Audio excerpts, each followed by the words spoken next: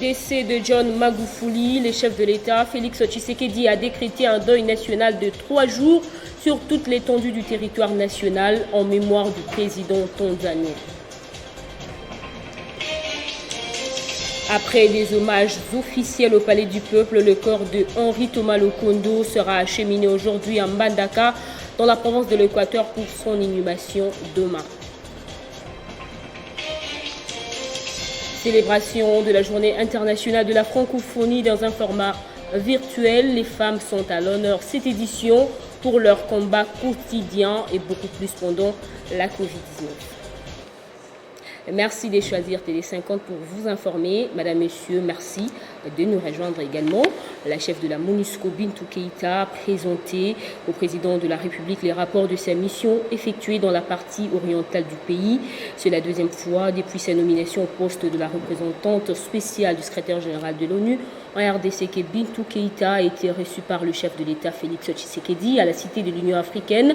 La chef de la MONUSCO a présenté les rapports de sa tournée effectuée à Goma, Bukavu, Bunia et Beni, une visite qui lui a permis de toucher les réalités sécuritaires et humanitaires de terrain et comprendre la passivité de la MONUSCO face au drame des Congolais.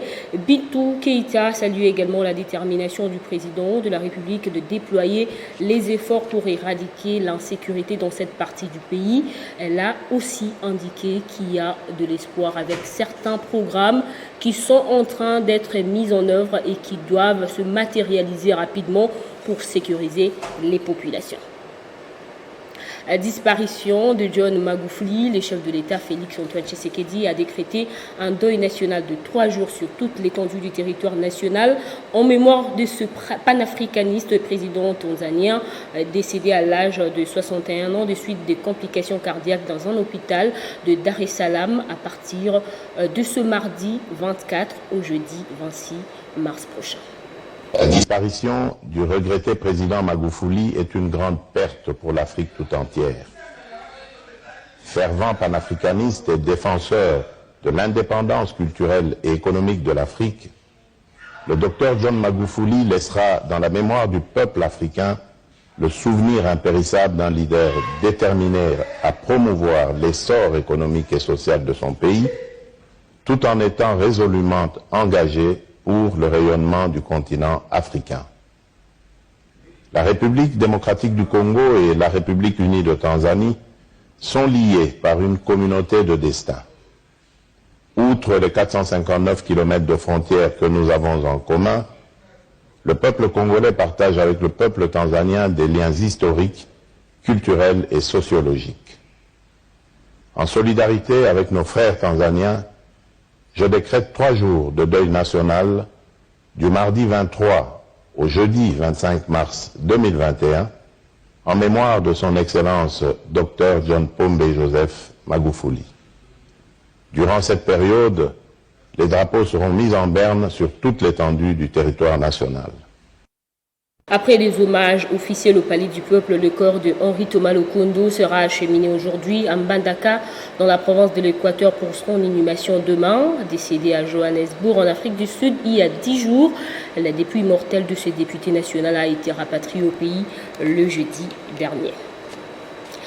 Après les basculements de la majorité à l'Assemblée nationale, il se constate par le premier vice-président de la Chambre basse du Parlement que sur 19 groupes parlementaires, 16 ont adhéré à l'Union sacrée. Jean-Marc Kabound a tenu à passer cette information personnellement à tous les présidents de groupes parlementaires.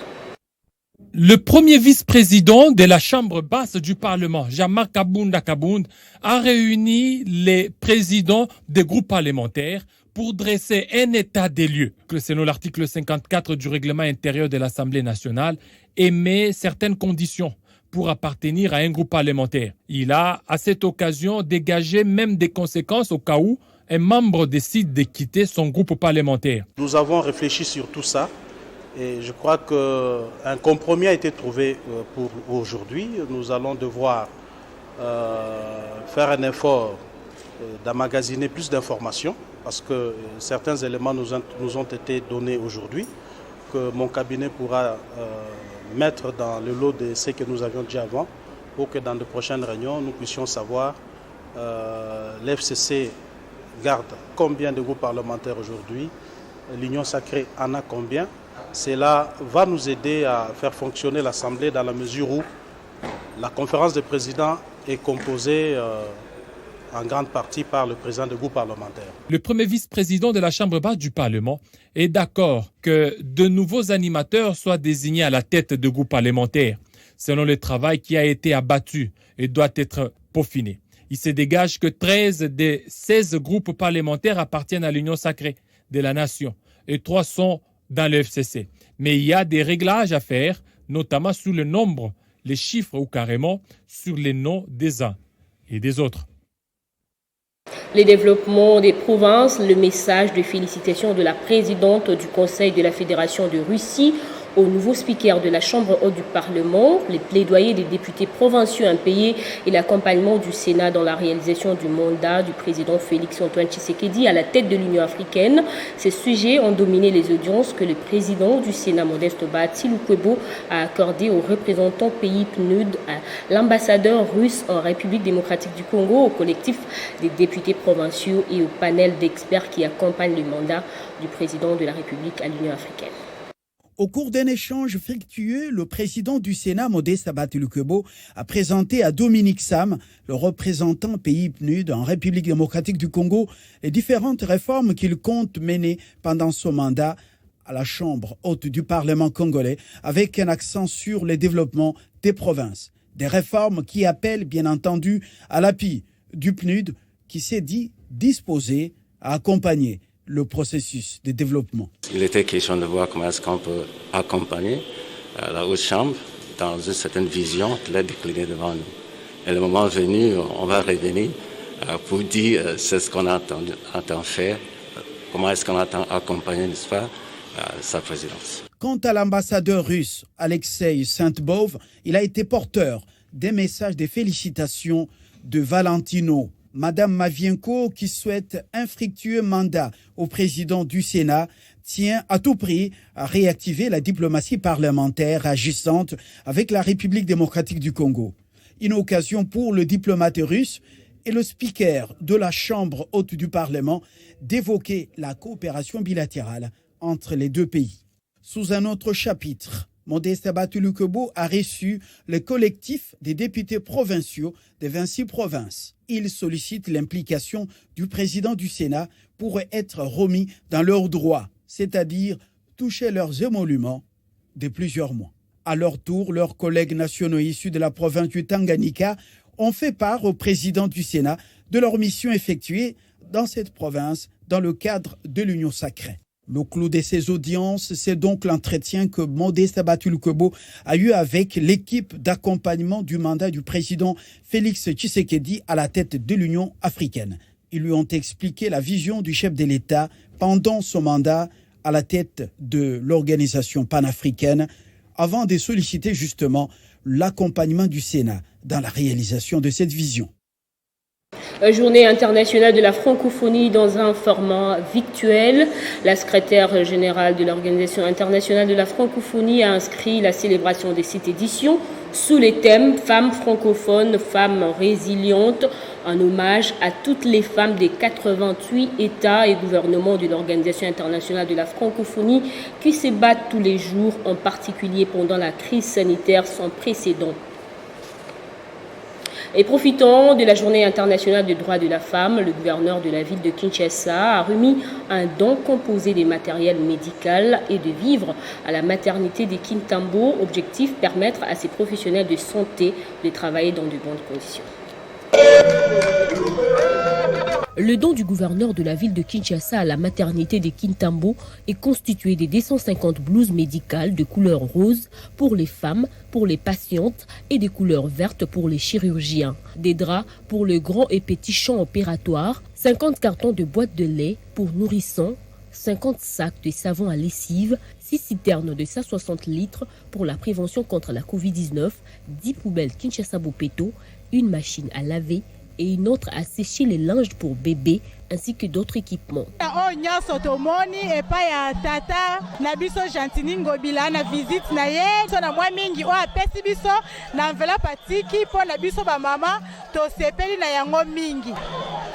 Merci beaucoup na papa gouverneur. Le chef de l'exécutif provincial a rappelé l'objectif de sa visite. Je veux demander au personnel soignant, au staff dirigeant de cette maternité de faire bon usage de cet îlot, si petit soit-il. Je vous demande d'en faire bon usage tout simplement. Un geste salué par le responsable de cette formation sanitaire. Les gestes qu'a posé le gouverneur par rapport à notre maternité, c'est le geste de générosité. Nous accueillons ces gestes et nous encourageons qu'ils puissent continuer à faire cela donc continuellement et le faire aussi ailleurs pour que tout le monde soit apaisé. Pour cela, nous lui disons grandement merci et nous lui disons à mon nom et au nom de tous les personnels de la maternité, grand merci et nous sommes grandement reconnaissants pour ces gestes. Avant de quitter, Jean-Tini Ngobila accompagné de certains membres de son gouvernement ont visité la maternité. Mettre fin à l'insécurité dans l'espace Grand Kasaï, c'est le message fort qu'apporte le commissaire général adjoint de la police nationale congolaise en charge de l'administration, le général Patience Mouchid Yav, en mission dans ce coin, a tenu une parade avec les policiers de la garnison de Mbujimayi après avoir eu un échange avec le gouverneur. En visite officielle dans la ville de Mbujimayi, le général Patience Mouchid Yav a été accueilli à l'aéroport de Bipemba par les commandants de la police ville de Mbujimayi, direction gouvernorat, où il a longuement échangé avec le gouverneur Jean Maouéja sur la situation sécuritaire de la province du Kasaï oriental et de la ville de Mbujimayi. Nous sommes venus pour échanger avec les autorités politiques, militaires, civiles et autres sur la situation sécuritaire de la province du Kasaï oriental en particulier. Et en général, nous sommes venus parler de la situation sécuritaire du Grand Kasaï. Après, le commissaire général adjoint en charge d'appui et gestion a présidé une réunion avec différentes autorités du secteur de la sécurité à qui il a transmis le message de la hiérarchie. Terminera la course à la maison militaire et le chef va vous dire merci. Patience Mouchid Yav va terminer sa visite dans la ville de Mbujimayi par une parade tenue au stade Chikisha, où il a réuni plusieurs policiers de la garnison de Mbujimayi pour leur parler de la discipline, du respect des consignes pour une sécurité stable de la ville. Place au rappel des titres.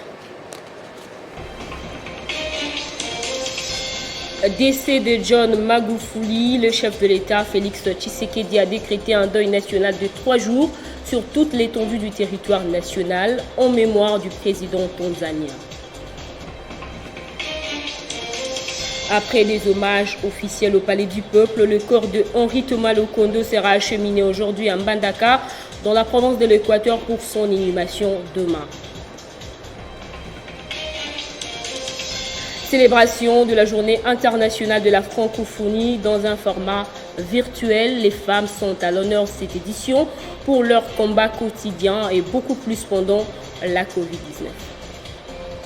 C'en est complètement fini avec ce journal. Merci de nous rester fidèles. L'actualité continue sur notre site internet.